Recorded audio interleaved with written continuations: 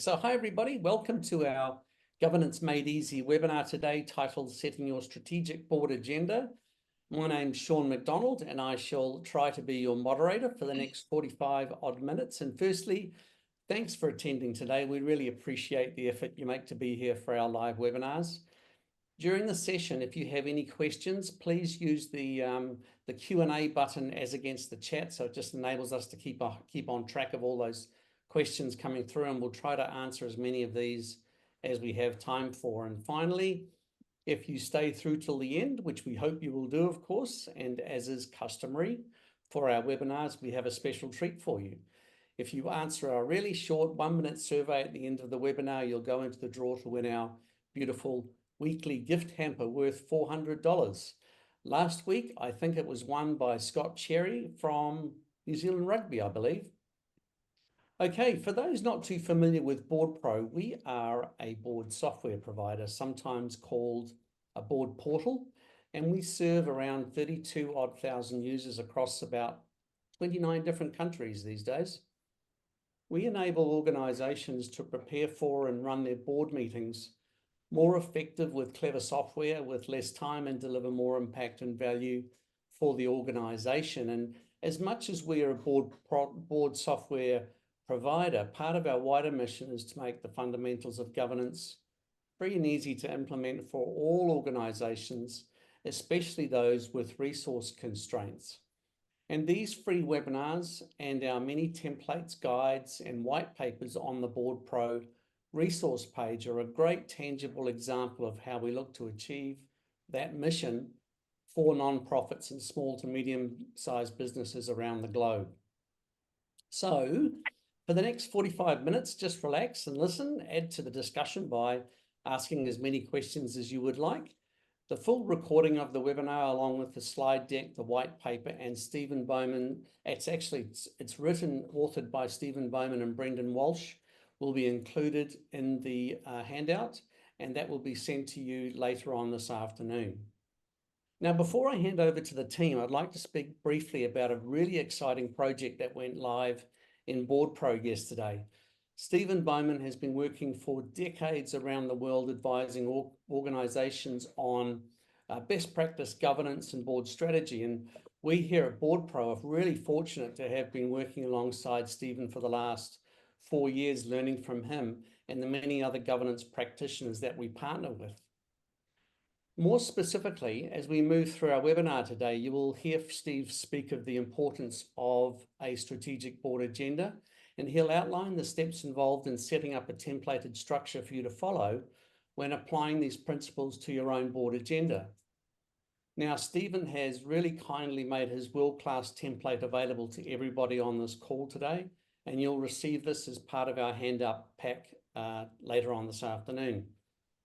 So with 30 plus years of experience that have formed the nucleus of this great template, the team at BoardPro, along with assistance from Steve and his team, have built the strategic agenda template now directly into BoardPro, and it's available now to select when you're creating your board agendas with BoardPro. So now our webinars are always now non-selling events, as you all know, and this policy extends to today's session. So that's all from me. If we have time at the end, and only if we have time, I'll give you a sneak peek of what the new strategic agenda template looks like inside BoardPro. So let me hand over to Steve and our expert panel to introduce themselves, and let's get started. Over to you, Stephen. Thanks, Sean, and hi, everyone. The session today is really to get us thinking about how best to structure our agenda, and that's come about through 30-odd years that I've had with working and seeing thousands and thousands and thousands of board agendas. So the work that we do is with boards and CEOs of both listed, unlisted, Australia, New Zealand, about 60 countries around the world, primarily around governance reviews, board reviews, and strategic planning. And of course, that comes together really nicely when you're developing up a strategic board agenda. So enough about me. Over to you, Margot. Well, thank you, Steve. Good morning, everybody from Melbourne, where it's not yet daylight saving. I'm Margot Foster. And I was thinking I've been involved in governance for about 2/3 of my life, even though I didn't quite realise it at the time when I started being on my first committees when at university. Since then, I've gone on to be a lawyer and sitting on numerous boards, and I'm now a happy ex-lawyer doing governance consulting through my business boardroom excellence, focusing on director and board training, board reviews, and anything else that is required to ensure that boards and directors are as effective as possible and understand their roles. And it's a great pleasure to be here today. Thanks, Steve. And Sonia, over to you. Thank you, and hello all. My name is Sonia Byers. I'm really pleased to be joining us for this rich discussion on strategic agenda setting. As you've just heard, we've got a wisdom of experience, and in my roles as chair and non-executive director, together with also advising boards, so the three of us have that boardroom experience. I'm looking forward to contributing to the discussion of how an agenda can really add value to a board's effectiveness. Good morning.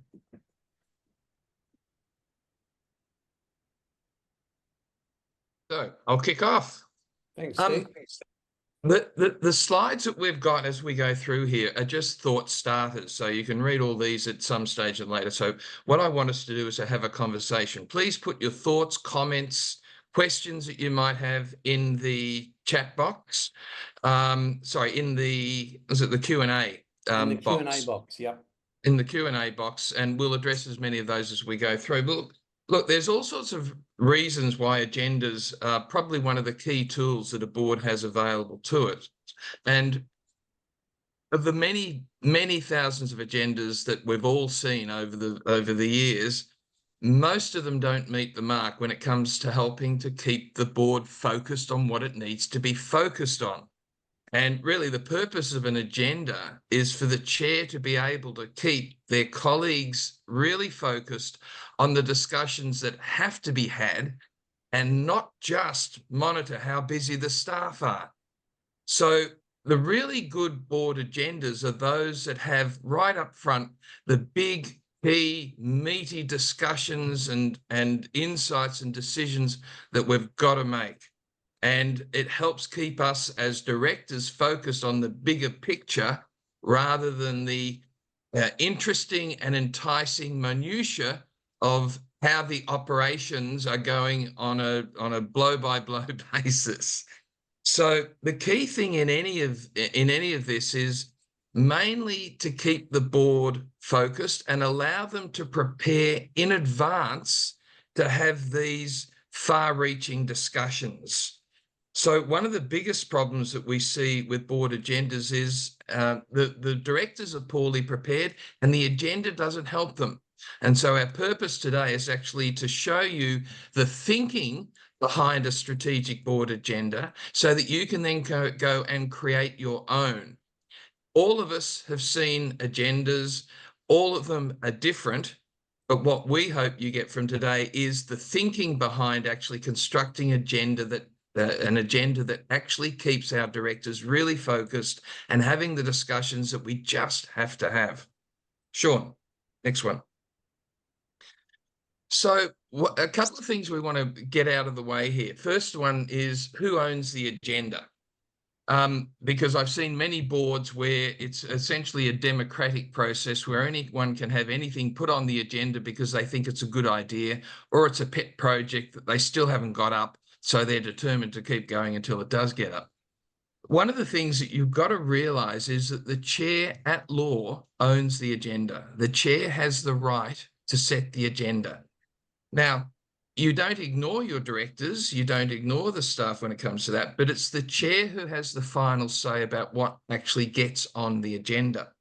So typically what will happen is that the company secretary or the CEO has the first go at crafting up the agenda, but then it must go to the chair and then they have a look to see whether or not the big meaty topics are right up front.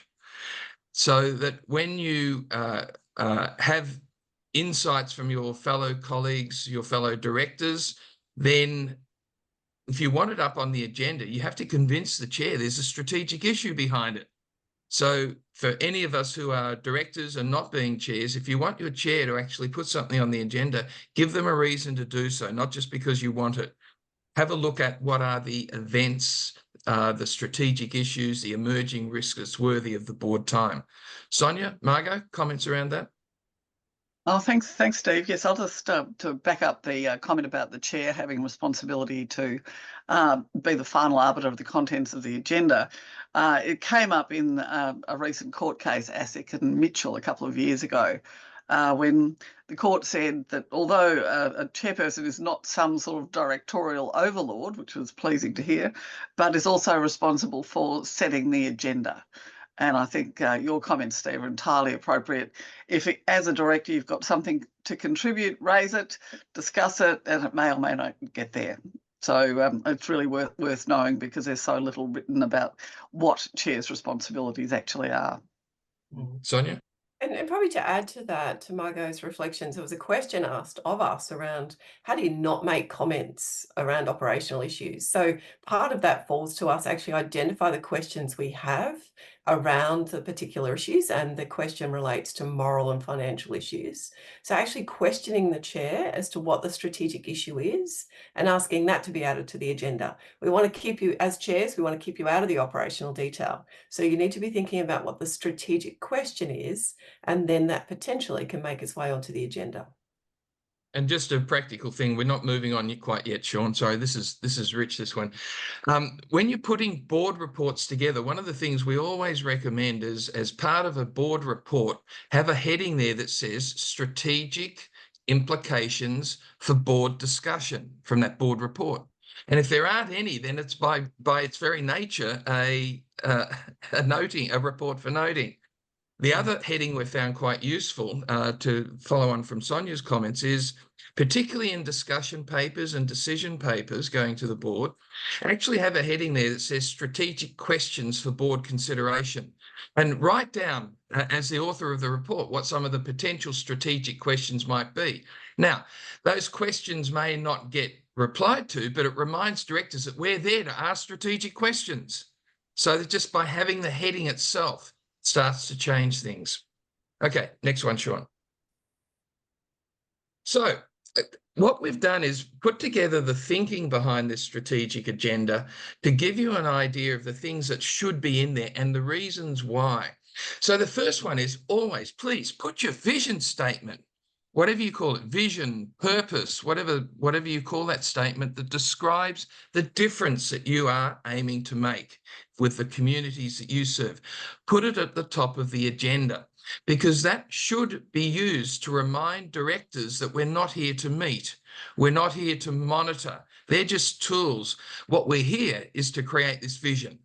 And every part of our discussion should be focused around how is this helping actually get us closer to whatever our vision is. So put it up there at the top of the agenda, and please, directors, use it to help frame your conversations, your questions, so that when you're asking a question, it's actually framed around the key elements of your vision. So there's the first hint for you. All right, Sean. Now, one of the things to recognise here, and I'll get Margot and Sonia to talk to this, is this notion that if you have the stuff up front that is the really meaty, strategic, far-reaching discussions or decisions, that's when directors have the most bandwidth. Margot, do you want to talk to this one? No, thanks, Steve. And I think, Peter, we might be answering your question with this one. Oh, I hope so. The idea of this graph suggests that you have a limited amount of time for your meeting, and you also have limited concentration. I mean, some people have more than others. Meeting times go for different periods of time. But if you say you have your 2 or 3 hour meeting, ideally you'll front load the meeting with your routine matters, such as the declarations of interest, recording any circular resolutions, minutes, etc. And then when you get warmed up, you can treat this part as a sort of warming up, getting back into meeting mode. Then you can, as your concentration expands and you are getting warmed up, put the weighty matters in the middle of the meeting, so that you're giving yourself enough time to consider them, And then when you've done that, you can then tail off to the discussion, not decision matters or the matters for noting, coming to a clean stop.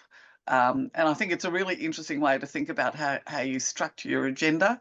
I mean, it's sort of self-evident, I think, but it psychologically, just seeing this allows you to sort of relax in, get prepared, perform, and then cool down, as it were. Sonia? Yeah, probably just to add to that, I think boards work in high cognitive environments. We walk in, we've got a limited period of time, we've got papers that need to be addressed. Directors have their own truths that come to the boardroom table. So we need to collect all of that view, come to a consensus. This just highlights for us that we need to get the best of our directors in that sweet spot. So making a strategic agenda setting allows us to focus the time where we need the board's most intelligent conversations to occur. Cool. Okay.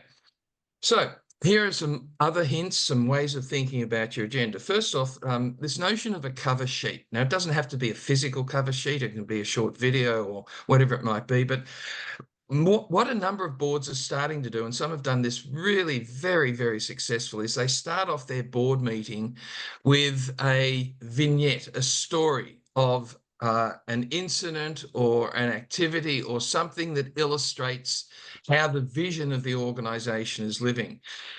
We do a lot of work in Qatar, and one of the large multi-billion-dollar Qatari companies start off every board meeting with a short video that captures an element of safety that one of their frontline staff went over and above the call of duty to ensure that safety was at the forefront.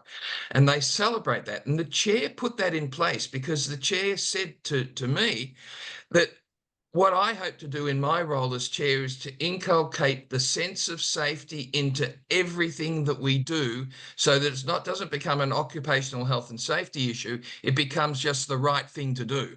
And he would start off each board meeting with a short story or a short video that was made by someone from the front lines illustrating evidence of where safety was over and above what was actually in the occupational health and safety policy. And they use that to keep the directors focused. We're not here to just receive reports or just to look at the finances. We're here to actually create this work environment as well too. And it was incredibly powerful to watch. I've seen other boards where they start off with a short story that the staff have submitted or stakeholders have submitted that illustrate either working towards the values of the organisation or something that illustrates the difference that they're hoping to make through the work that they do. So this reminds us of why we're there to meet as a board. One of the things I hope you get out of this is that if you look at the role of any board, it's not to meet, it's not to make decisions. They're all tools to help us get there. The real role of any board is to make the choices that create the future for the communities that we serve.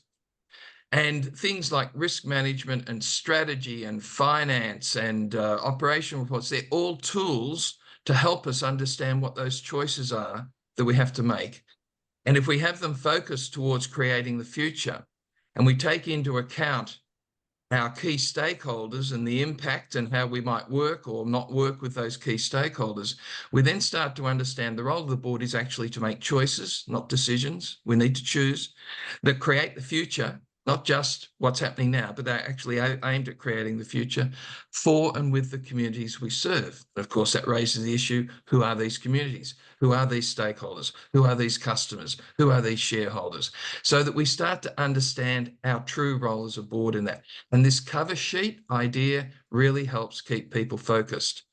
Now, Sonia, Margot, I know you've seen examples of this. What are some of your examples you've come across? Yeah, so as you've said, Stephen, at the boards that I chair, we have an example of what's worked well, what's not been so effective, which highlights for us any continuous improvement activities, and to also reflect on the question that Colleen put up earlier, what's the responsibility of the board? To build onto what you've said around stakeholder engagement and making choices, it's then understanding what information needs to come to the board, because the board's role is to exercise discretion. If it's something that can be decided, it should sit with management. So that's not going to be added to our strategic agenda. So where we see some areas for improvement is what's the discretion areas that sit with the board. That's what should be sitting on our strategic agenda. Steve, Nice, we've got an Marco. interesting question that's come in from Marco, which is along the similar lines of what we're just talking about. And she says, following from the title of the webinar, are you saying that the agenda or any major board meeting should be a strategic agenda, or are we saying that there are all kinds of board meetings with their own types of agendas, and this is just but one of them? What are your thoughts? Okay, my view is that every board agenda should be a strategic agenda. If you need to meet on an operational matter, it's not a board meeting. So we are there as a board to create the future. Now, it's easier to do that if we're solvent. It's easier to do that if we actually understand what our key risks are, if we've got strategies for going forward. But our job as a board is actually to create the future. And we've seen this with listed companies. Some listed companies do this exceptionally well. They're always looking at emerging risk issues, not because they're risky, but because they present unthought of opportunities and potential to create even greater value. Yeah, the great value of a board is the fact that it creates value through the choices and the decisions that it makes. Thoughts, Sonia and Margot? No, I agree. I think every agenda needs to have regard to the strategic imperatives of the organisation, as you said, Steve. And there is really no other agenda. Well, there are other agendas, but those are the ones that are front-loaded, as I said before, with all the procedural sorts of things, and those that are basically looking into the retrospectoscope and saying, well, look, what do we do here and what does this report say, and leaving all the decisions to the last minute when you have no time and everybody's sort of had enough. So that is another sort of agenda, but it's certainly not a strategic one. I agree with that. Yeah, nothing Yeah, better. and look, the operational, if you want to delve into a bit more detail, that's what your board committees are for. So you really need to understand how you manage your and set up your board committees, because they're the ones who do the heavy lifting. They're the ones who get into more detail, maybe some more of the operational. They're the ones, board committees work more closely with staff in some of those areas. They're the heavy hitters, but then they use that to then bring to the board the strategic issues that's worthy of board time. And I still know there's many boards out there that don't have functioning board committees. So please start to look at how you can set up board committees, and they should not be made up of just board members. You need to put people on those board committees who can actually do that heavy lifting, not the staff side of it. The staff will do their great job, but we want people around that committee who have got more skills than actually the board does in those areas that are a responsibility. Again, another topic for another day. If I could just add on that, it's also incumbent upon you as directors to not allow the discussion to wander when you are looking at, say, the CEO's report, and to interrogate that, because that is a part of the retrospectoscoping of things that have happened. Look at it about what we can learn and do, but you can waste an enormous amount of time digging into what's been done. The other comment to be on top of that is, please don't allow verbal reports, and please do not allow discussion on items that are for noting unless someone has convinced you as the chair prior to the board meeting there's a strategic issue that's worthy of discussion. So I still see too many board agendas and board minutes where they had paper for noting. Well, so-and-so did a quick overview of the paper for noting, and then so-and-so said such and such, and then someone else said such and such. It was a paper for noting. And if there's something in there worthy of discussion, then it should be pulled out as a discussion paper, not as a paper for noting. If you start looking at it from that perspective, you'll knock about 20% off the time of your board meetings, which you can then spend on more important things. So one of the key tricks of the game here is strategy ahead of operational matters. If you put the operational stuff first, in terms of here's a report from this committee and here's a report from this committee and here's the executive's report, and they're all reports on activity, you will set your directors up to be operational, because that's how the agenda's set. So let's move on to the next one, Sean. So the notion of a consent agenda or a block agenda, it's very simple, but still I see about 70% of boards don't use it. There are 3 types of papers. Sometimes there's 3 types of papers that we need to be aware of. One is a paper that is for decision, or a paper that has a recommendation, and we've got to choose one of those recommendations or another one, but we've got to crunch it. So there's a paper for decision. There's a paper that is for discussion. We don't need to crunch it, but it's worthy of our time discussing so that we can move to whatever the next stage might be. The 3rd type is a paper for noting. It's a heads up, interesting, useful, but no real discussion needed about it. And then the 4th type is a paper that is for information. And that typically is one where we don't actually even need to note it, but it might be an article that someone thought was interesting, or it might be a report from someone else that doesn't need to make it onto the agenda, but it's a paper for information. So it goes into your library and directors can read it or not as they see fit. But a paper for decision, a paper for discussion, and a paper for noting. Now, the beauty of this technique is that all those papers that are for noting, we don't need to discuss them. We don't need to decide anything from them. They're for noting. They can be put in a block.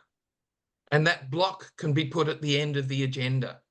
And at the start of the meeting, you can actually vote that we have approved all the papers for noting. So all of a sudden you get rid of 15, 20 papers straight off by in a block, proving that A, we have read them, and B, there are no questions.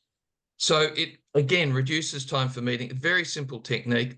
One of the things is if any director feels there is something that is worthy of discussion from any of those papers for noting, they must contact the chair prior to the board meeting and ask for that element of the paper to either come out as a discussion paper, as a separate agenda item, or for that whole thing to be put on the items for discussion.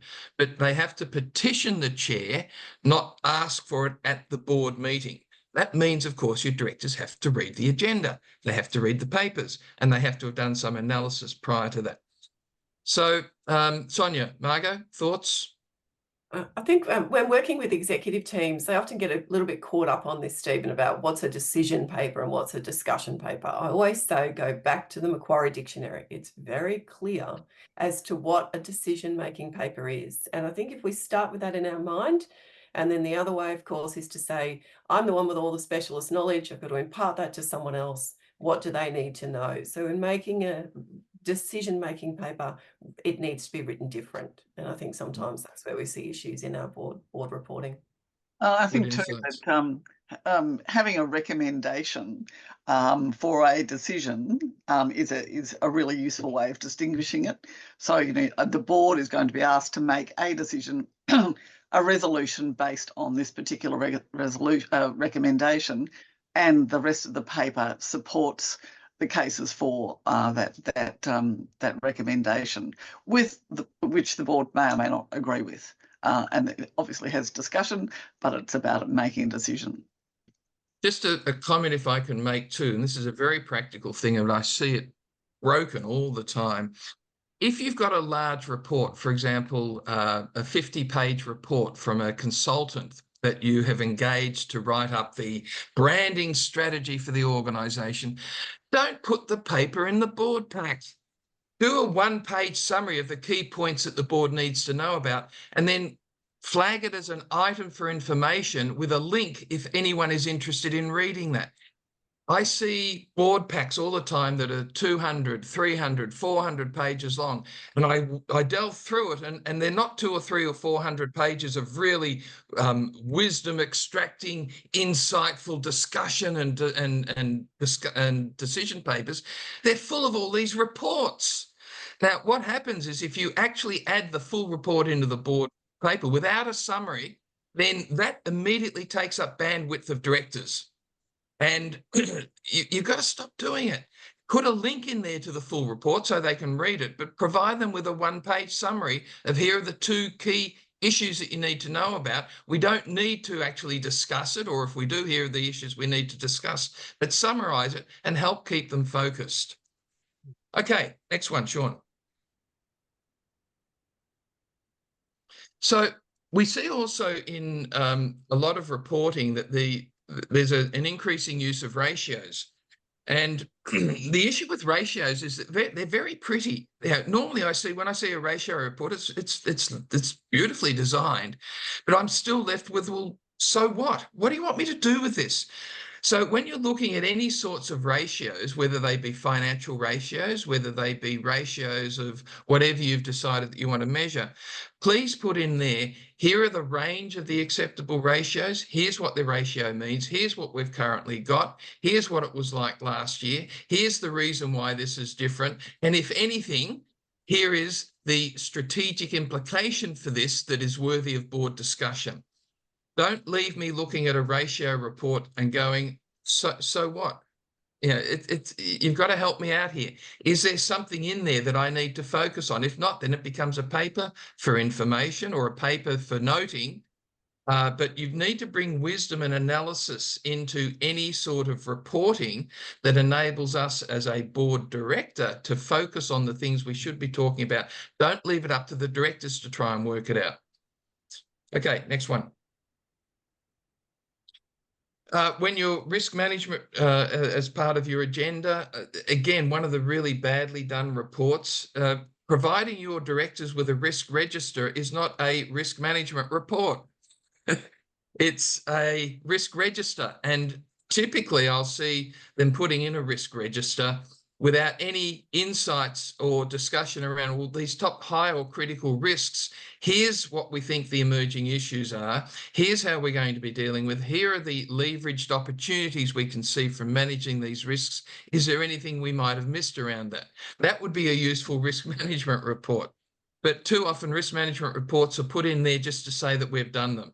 So understand that the board is particularly interested in the high or the critical risks, and not just a list of them, but here are the implications of these risks for us, and here's how we can leverage them. Here's what we've got in place to actually take it to the next level. They're the strategic conversations that the board needs to have, not just receiving a risk register.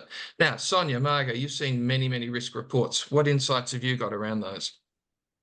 Oh, look, I agree with what you say, and I think describes Steve is correct, and quite often you get those the tables, the color-coded tables of, you know, increasing from yellow to red or whatever. And I think it's really always worth asking the question where it goes from orange to red, for example. You know, what's happening here if it's going up or going down, because that's really where the critical issues are. And you can't just sort of say, oh, well, it's been orange, it's about to go red, or it's red about to go orange, or whatever the case is.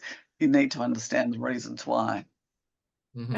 And to add to that, to Margot's reflections, we would also then say, once we've identified the orange to red or vice versa, is that an impact to our overarching risk appetite statement? Because that's the strategic lens that we're looking through as a board. We've set the overarching framework. If something falls outside that risk appetite statement, again, to your point, Stephen, the so what question, what's going to occur then? And sometimes, often, I see boards operating outside their risk appetite because they haven't reflected on the risk framework connected to that statement. So what then?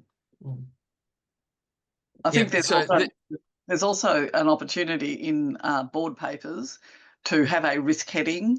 So identify the risks and relate them back to the risk register and the risk appetite as well. Yeah. So you've got that real-time relevance, not just sort of more in the abstract if you're just looking at a risk report. And so that you've got a constant thinking about what are the risks / opportunities. Yeah, standard template for any sort of board discussion or board decision paper should be a risk heading in there, but not just listing the risks. That's useless. List the risks, look at the opportunities that might arise from them, look at the things that we need to put in place and how we resources. Risks should be the flip side of opportunity. Risk should be another way of looking at strategy. It's a tool. It's not something to comply with. It's something that we use. Okay, Maybe that helps Adele with her question about directors' eye glazing when talking about risk. I mean, I think that's really terrible if they think that that's you know, something that they shouldn't be interested in, because it is all about the opportunity and how we're going to do our business better, which is really what they're there for. And when you reflect on it, why is it that we as an organisation can do what no one else will touch? because you understand the risks and you put stuff in place to manage them and you leverage them and you look at developing other services or products around that. But you do this really well. How can we leverage that even more? Is a different discussion than, oh, have we got a risk register? So enough on that one. So use dashboards sparingly. We've talked about those. Just be aware that they should be providing wisdom.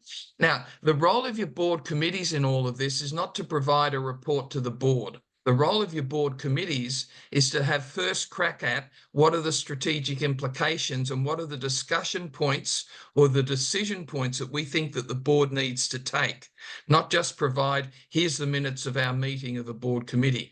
We need to really focus on extracting wisdom and insights and implications from any report before it goes to the board, so that then the board can focus on those implications and the far-reaching discussions that could be had from that, from the different perspectives of those around the board.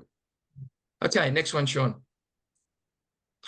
Leading and lagging indicators, I don't propose to go into that. Just be aware that most board reports that we see based on the agendas report against lagging. This is what's happened in the past. Isn't that terrible or isn't that good? As opposed to leading indicators that will give us an implication of what might be in the future. Now, if you or your staff are not familiar with leading versus lagging indicators, please do some research, do some reading, go on a course, spend a couple of hours looking at Google or ChatGPT about what's the difference between leading and lagging, and have a look at how you structure your reports. If we're providing lagging indicators, you are inviting directors to be operational. If you're providing leading indicators, we're inviting them to be strategic and future focused. It's as simple as that. All right, next one. Measuring the right things. Typically, when we're structuring our agenda, we have in there a whole lot of reports, but there's no real measurement or ideas of the sorts of things that we should be focusing on, nor is there any analysis and implications of those. So you might have the structure of your agenda right, but you've got to do that alongside with the quality of the reports that you're doing. Next one, Sean. One of the things we've found quite useful is the notion of a CFO and CEO declaration. For example, with compliance, you'll see that there's often a compliance component of a board agenda. It should be relatively quick. It should be a paper for noting. And typically there should be a declaration in there from the CFO and the CEO that says, we have identified all the key legislative and regulative compliance issues, and we attest that we are in compliance with all these identified issues. A simple thing to do, but it means that they have to ensure that they've actually looked at them. Just on that, I did some work with one board where the chairman was making the certifications, declarations, and we had the discussion about the fact that he couldn't do it because he didn't have the information. So really, he had to, he understood that in the end, it was for the CEO and the CFO to make those declarations. I think he thought he was doing the right thing by the board when, in fact, he was doing the wrong thing by himself. Yeah, and there's a bit of logic when you start thinking about why these things are in there. Next one, Sean. Your favourite slide, Steve. Okay, so whenever as a director you're looking at your agenda, you should be always looking to see where's Wally in this. Don't make me search for Wally. If there's a big issue that's really meaty, don't make me search for that big issue that's really meaty. I want it right up front with a big red circle around it saying, here it is, here it is, here it is. So this notion of where's Wally is really, really powerful, because as a chair, your responsibility is to ensure that any where's Wally moments are right up front of the agenda. And if anyone is not clear what the big issue is, what some chairs have done, which I think is brilliant, is they start off the board meeting present, apologies, declaration of interest. Sometimes if you've got problems with people not being prepared, we then have a declaration that I've read the board papers component. That's a great manipulator, that one. And then the chair will state, here are the three big substantive issues that we are going to focus our time on today as a board. So they let the directors know that these are the big issues coming up, because it should be obvious from the agenda, but let's make it uber obvious by the chair stating these are the 2 or 3 really big substantive issues that we're going to be spending a fair bit of time on today, just to set the scene for those discussions as they come up. Sonia, Margot, any insights? Don, Yeah, sorry, Margaret. I think just to add to your point, Stephen, I've gone a little bit further than even declaration of what they've done in reading papers. I've asked those who haven't been contributing how they've added value since we last met as a board. So what have they done to add value to the strategic lens of the executive to drive the organisation's performance? How have they brought their network to aid executive? What have they done to understand the industry? So I think at that strategic front end, if we're talking about what are the board's responsibilities, which also replies to a question earlier, we can really highlight the board isn't there to do the operations. It's there to bring networks, bring insights, foresight. And so I think you can really push that forward if you've got underperforming directors at the front end. Another great idea, thanks. Okay, so the strategic agenda template, you'll see an example of it. You'll be sent an example of this, but more importantly, it's now part of the Board Pro template stuff, so you can go through it. And one of the issues that you'll see there is it has little pop-ups that explain the various elements. So Sean, over to you, sir. Thanks, Steve. Now, before we go on, we've got one question from Angel. Asking, is the best practice to set the annual agenda up front and customize for each meeting to include emerging issues? My view is your annual agenda is a different thing, a different beast. Your annual agenda gives the board a heads up of what's coming up in what month. So there might be, getting ready for the AGM. It might be we get a report from our governance or people culture nominations committee about the skills matrix, and where we're doing here's our budget setting, where we start focusing on that. So your annual agenda has a different purpose. It's to give a heads up to your directors of the cadence of the different types of areas that at different times of the year will come up for the board to look at.